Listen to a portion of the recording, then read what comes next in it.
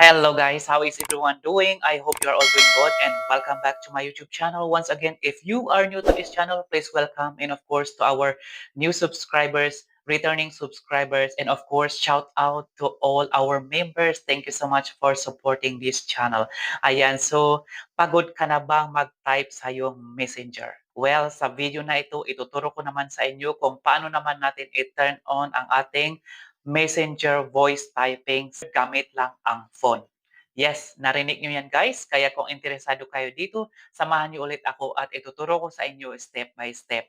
Pero bago tayo magsimula, kung hindi pa kayo nakapag-subscribe dito sa channel na to, please feel free to click that subscribe button down below.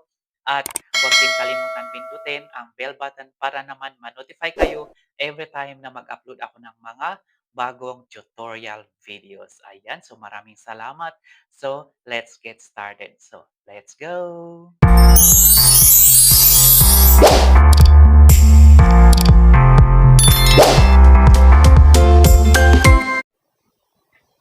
Ayan, so start na tayo. So, nandito na tayo sa ating phone screen. So, syempre, ang first step na hanapin natin ay i-click natin itong settings. Ayan, settings. Tapos, next naman natin is hanapin natin yung system management. Okay, scroll up nyo lang. System management. Okay, mukhang wala tayong system management. So, i-click lang natin yung system. Ayan, system. So, punta tayo dito. Ayan, tapos, next natin is hanapin natin yung language input. So, nandito siya, language input. Okay, hanapin natin yung Gboard. Where is Gboard? So, kung walang Gboard, of course, nandito siya sa on-screen keyboard. Yan, nandito siya. Kasi hindi tayo pare-parehas ng setting sa phone. So, kung wala kayong Gboard, punta kayo dito sa on-screen keyboard at makikita ang Gboard. So, i-press natin to. Ayan. So, andito na yung Gboard. Okay. So, voice typing. So, click natin to. Okay. Lagay natin Filipino Latin. Okay, try natin yung Filipino Latin. Okay, try natin itong manage. Ayan, so manage, nakauna yung keyboard natin.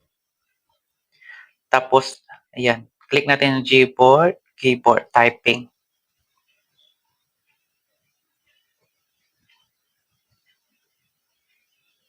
Ayan, tapos, andito sa voice typing. Ayan, so nakikita nyo ito guys, so use voice typing na siya. Pag i-off mo ito, pag i-ganyan mo siya, wala. Ayan, yung makikita yung speaker doon sa messenger. So, i-try natin i-on. Faster voice typing din, i-type din natin ito. Ay, ganyan din yan. Okay, so balik tayo, click natin ito. Back tayo doon sa messenger natin. Kasi naka-on naman na lahat yan. Ayan, so balik tayo doon. Okay, back natin. Tapos close natin to. Punta tayo sa ating messenger. Okay, so nandito na nga tayo sa ating messenger. To type natin, press natin to. Okay, tapos hanapin natin yung mic icon. Nandito sa baba. So, press natin ito. Tapos try natin magsalita. Okay, press lang to. Hello? Asaan kayo? Nasaan kayo? Nakikinig pa ba kayo? Bakit linawin mo? Ayan. O, di ba?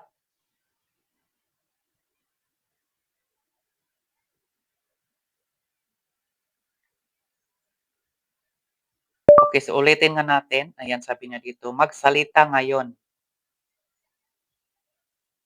Ang galing, di ba? Shout out! Okay, maraming salamat.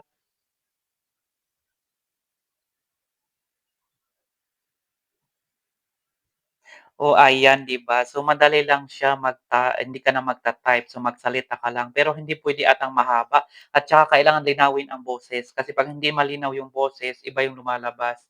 Pero 'pag dinahan-dahan mo lang siya, ganyan siya. So, okey din naman. Ayan, so 'di ba madali lang siya, so hindi niyo na kailangan magsalita-salita pa ng, hindi niyo na kailangan magta-type pa, oh, 'di ba?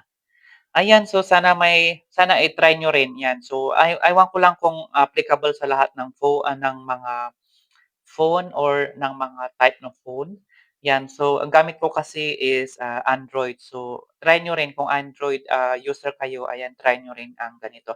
iPhone, 'di ko lang alam kung puwede rin ang ganito. Well, anyway, thank you so much for watching and bye. So ayan, natutunan niyo na rin kung paano naman natin i-on ang ating voice typing messenger gamit lang ang phone. Ayan. At ito ay perfect sa mabibilis na reply, sa mga busy moments, sa mga free hands chatting kagaya natin. Ayan, so sana natutunan niyo na rin itong tutorial natin at may apply niyo rin sa inyong mga messenger para hindi na kayo mag-type. O 'di ba nakakapagod mag-type minsan? Ayan, so most especially yung mga nagluluto diyan, mga naglalaba diyan, 'di ba mahilig kayong mag-chit-chat or makichika sa mga kaibigan niyo. So ito ay perfect sa inyo guys. Ayan, so maraming salamat at siyempre kung nakatulong itong tutorial na ito, ayan, please don't forget to share, like, comment, and subscribe and we'll see you again on my next video. Stay safe, God bless to all, and bye for now.